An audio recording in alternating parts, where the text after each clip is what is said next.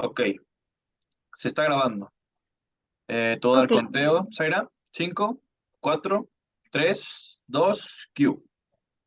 Hola, buenas noches, Eric Arellano, presidente de la Coalición de Personas Sordas en la Ciudad de México. Mi nombre es Zaira Cruz y en nombre del equipo de Trending y TV UNAM agradecemos por el tiempo que nos está otorgando. Asimismo, nos acompaña con su servicio profesional en intérprete de lenguas de señas, perdón, de lengua de señas, Noé Romero. Mucho gusto y muchas gracias.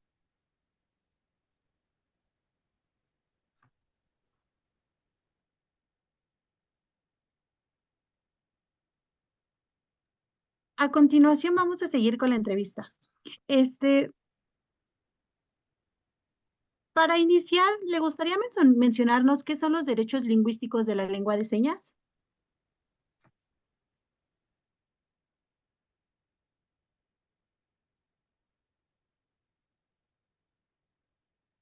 Sí, hola, muchas gracias por la invitación a la entrevista en TVNA.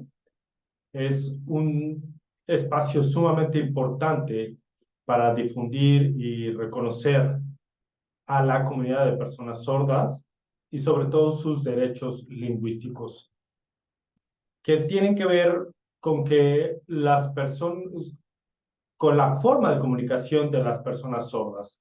El idioma de las personas sordas no es un lenguaje de señas. El término correcto es lengua de señas mexicana, que es la forma, es el idioma que utilizamos las personas sordas para comunicarnos.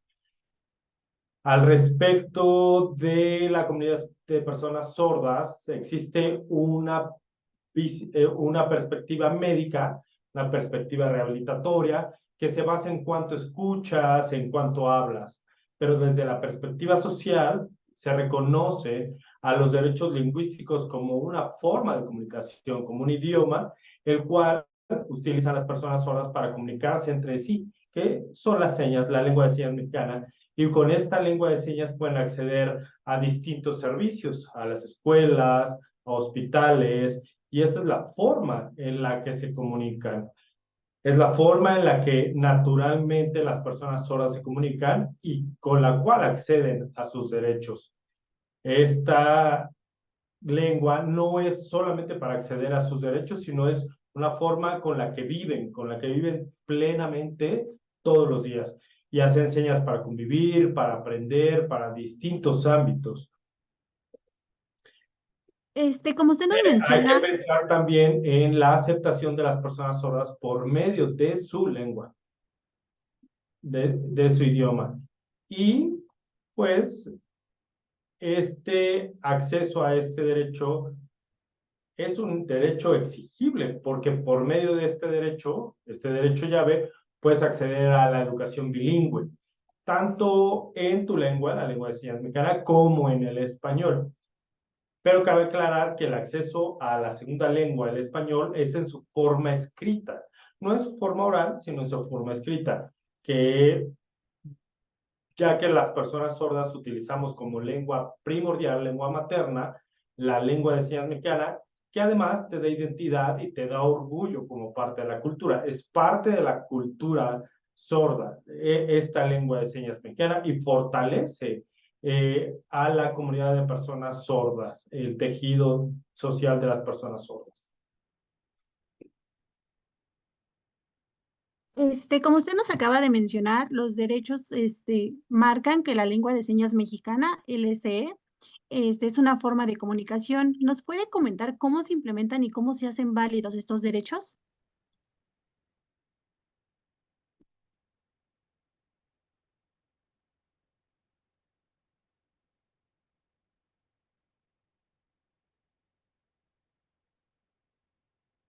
En el año 2005, en México, se promulgó la Ley General para la Inclusión de las Personas con Discapacidad. Y en uno de los apartados se reconoce a la lengua de señas mexicana como lengua de la comunidad de personas sordas. Y a partir de este reconocimiento es como se logra el respeto de la lengua. Además, existe otro marco internacional que es la Convención para los Derechos de las Personas con Discapacidad, que también reconoce a la lengua de señas como patrimonio de la comunidad de personas sordas. Entonces tenemos el marco nacional y el marco legal internacional. También tenemos dentro de la Constitución de Política de la Ciudad de México el reconocimiento también de la lengua de señas mexicana como patrimonio de la Ciudad de México. Entonces, estos tres marcos legales son los que sirven para proteger y defender nuestros derechos lingüísticos en distintos ámbitos, como el ámbito educativo, en el cual puedes exigir tener docentes sordos que eduquen a los niños por medio de la lengua de señas mexicana. En los servicios judiciales, que se dé el servicio por medio de la lengua de señas mexicana, ya sea por medio del servicio de interpretación o por medio de ciertos acompañantes y ciertas personas que te pueden interpretar en lengua de señas. Además, también el acceso a la educación, a educación superior, a las universidades, por ejemplo, que es un espacio en el que hace falta mucho acceso, que existan intérpretes para poder acceder a niveles superiores de educación profesionales como la universidad, y que las personas sordas pueden acceder a todos estos derechos mediante su lengua. Estos tres marcos son los que te defienden, te protegen para acceder a todos estos ámbitos mediante tu lengua, como el trabajo, en el cual puedes acceder también por medio de la lengua de señas mexicana. Las personas sordas somos personas autónomas y eso es importante saberlo. Nosotros podemos movernos independientemente de un lugar a otro. Muchas gracias. Usted nos acaba de mencionar tres marcos legales. Dentro de estos tres marcos legales, ¿cuáles son los artículos que reconocen la lengua de señas mexicana?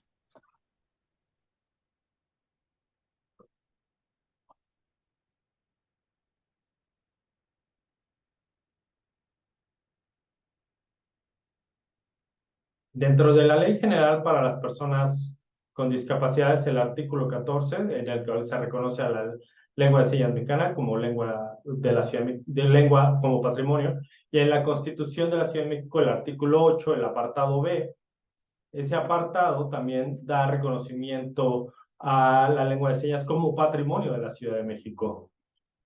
Y dentro de la convención está también dentro de los apartados está el tema de comunicación, y dentro de la comunicación está la lengua de señas, el reconocimiento. No recuerdo bien qué artículo es, pero hay un artículo que habla del reconocimiento y la promoción de la comunidad y la lengua de la comunidad de personas sordas. Ok, agradezco mucho su tiempo y bueno, para concluir y saliéndonos un poquito de contexto, ha habido muchas noticias de que la lengua de señas mexicana se está implementando en la música. ¿Esto es realmente cierto? Bueno, me gustaría que usted me lo comentara.